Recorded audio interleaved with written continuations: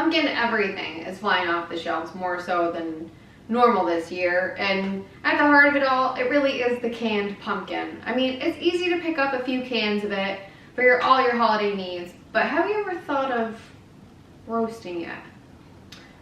Well, I've roasted quite a few veggies here on Sweetly Savory, and why not try pumpkin?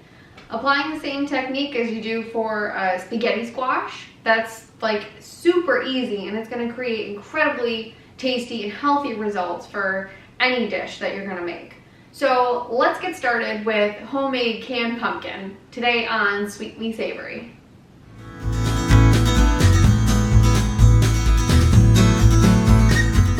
So one of the most famous brands of canned pumpkin is Libby's. I mean, they produce 3/4 of the pumpkin that we find on our shelves, and they've got their process down to a complete science. 6 hours once the pumpkins have been harvested, beginning to end, cleaning and canning and all that stuff.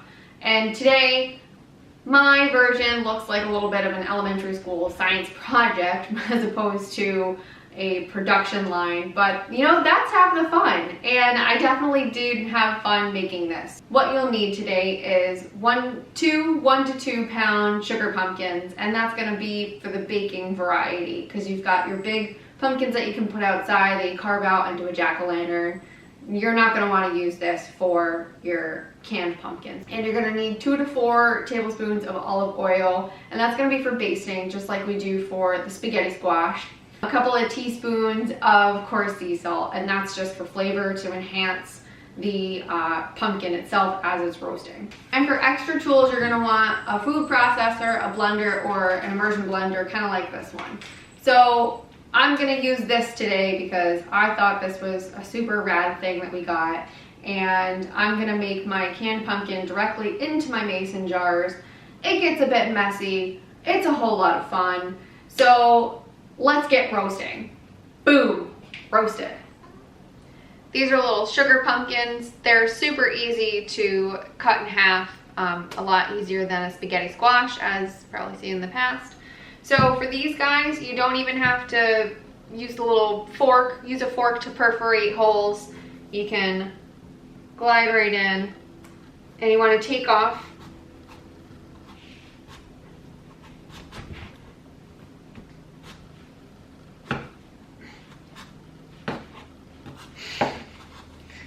I swear it's easy.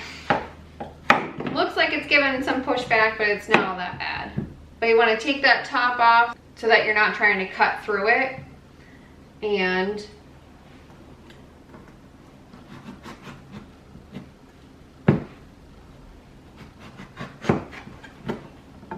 what'd I say? Easy as pie. What you're going to do is use a big spoon, serving spoon, or just a regular big soup spoon, and you're going to take out these seeds. I've got my trusty guy right here. And I think what I'm going to do for these pumpkin seeds is I might save them. And since I'll have the oven on for a good portion of the day, I might roast these up and have a nice snack.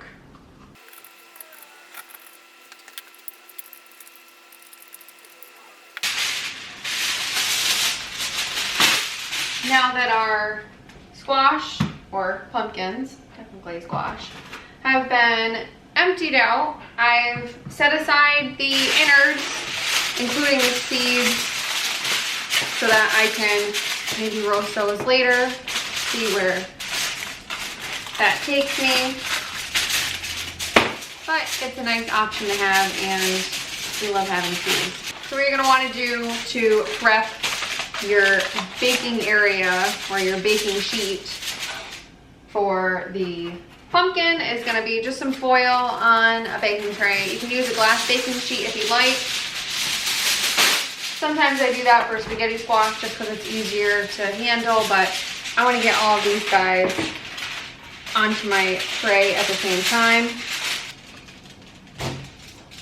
And I didn't want to crowd them because then they won't cook as quickly. So, oil, since I'm using this for a pie, and if you wanted to use your roasted pumpkin squash for like pumpkin butter or for soup or something, you don't want to use olive oil necessarily because that's got a really strong flavor. And that I would probably reserve for spaghetti squash roasting because you want that extra flavor, you want the robustness. So if you have like a grapeseed oil or an avocado oil, I would recommend that for this application here because we don't want too much flavor coming through. And I've got that right here.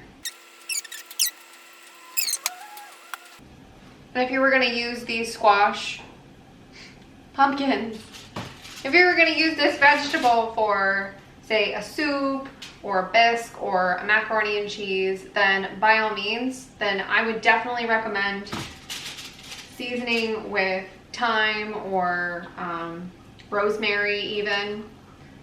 That way you get your flavor right off the bat. And with these ready to rock and roll with their grapeseed oil, I'm gonna go ahead and salt these with some coarse sea salt.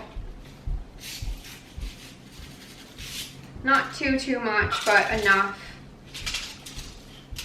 to help.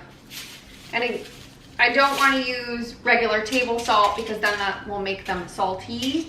This is going to enhance the flavor of our pumpkin, so it's a little bit more robust. As opposed to putting olive oil on, we want to taste the pumpkin and not the oil or the salt in this case.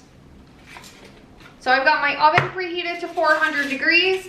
Remember, mine is a gas oven, so I do 400. If you've got an electric oven, that'll be 350.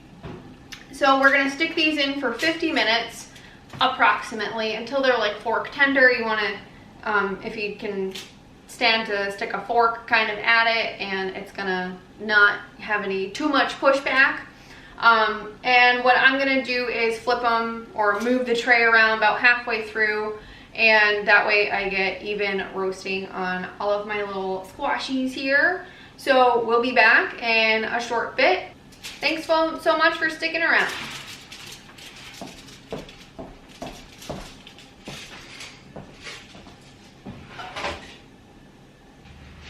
So we're at the halfway mark. I'm gonna go ahead and take these out.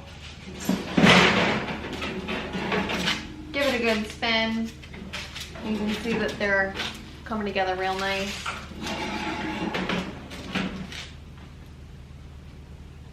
They're starting to get a little soft. So I've got my second timer set for another 25 minutes. I'll go ahead and take these out afterwards and we'll get started on the rest of our puree for our pumpkin pie filling. Hope you stick around for that.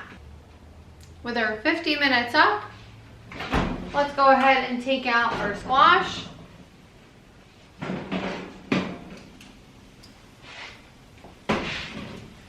These look really good.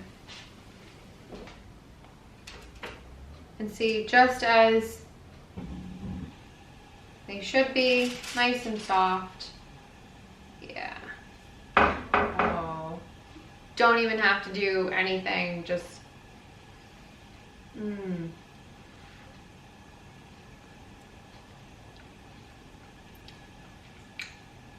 It doesn't need anything.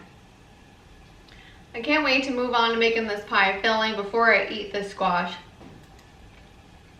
That is just super tasty. Wow. All right. What I'm gonna do is take the filling out and then I'll put it in a container so they can cool. Get started on this. So while I've been putting these away, I went to pick up the next one, and this was pretty cool because the pumpkin just peeled away from its skin. I've never seen that happen before, and I just thought that was super cool. A nice little win for this baking adventure. So what I'm gonna do is store these for right now, just so that they can cool a little bit. They don't have to be like super chilled or anything. And then I'm gonna use my hand blender to puree them. And you can do this in a food processor or a regular blender. whatever he's got. Or you could even use my favorite potato masher. And that way we'll be on our way for the puree part of the pumpkin pie mixture. Yeah. And this one was camera shy. That's okay. It's alright, little pumpkin. That's fine.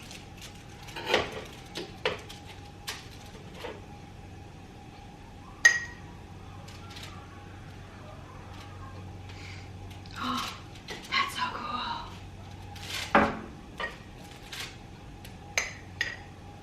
What? I think doing this, I may never go back to buying canned pumpkin. I'm just always gonna roast it and save it for a pie. Because this is a lot easier than I thought it would be. It's as simple as that. And look at this, like an hour and a half later, we have our canned pumpkin. All right, roll your sleeves up because now we're gonna try blending this. I've got my Emersion Blender. Like I said, you can use a regular old blender or a food processor, but I've got this thing, so we're gonna give it a try. And if I have to stop and use different container, then you know what? That's okay.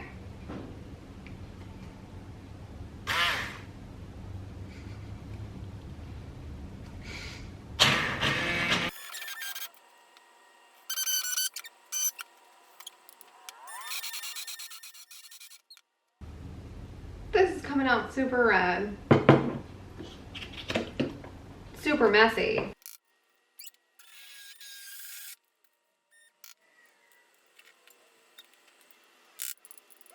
And there we have it. Our homemade pumpkin puree. Sugar pumpkin, a little bit of grapeseed oil, and salt just to bring out that flavor. It doesn't taste like the canned stuff, and I'm not exactly sure why. Maybe because it's sugar pumpkin. You know what? Yeah, it is. Or is that sugar pumpkin too?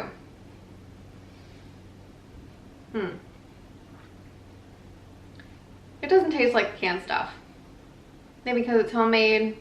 Not really sure. Regardless, I highly recommend this. Thanks for sticking around and watching the rest of this video. Make sure to subscribe to Sweetly Savory and stay tuned for all the great homemade delicious food we're going to be making in the future.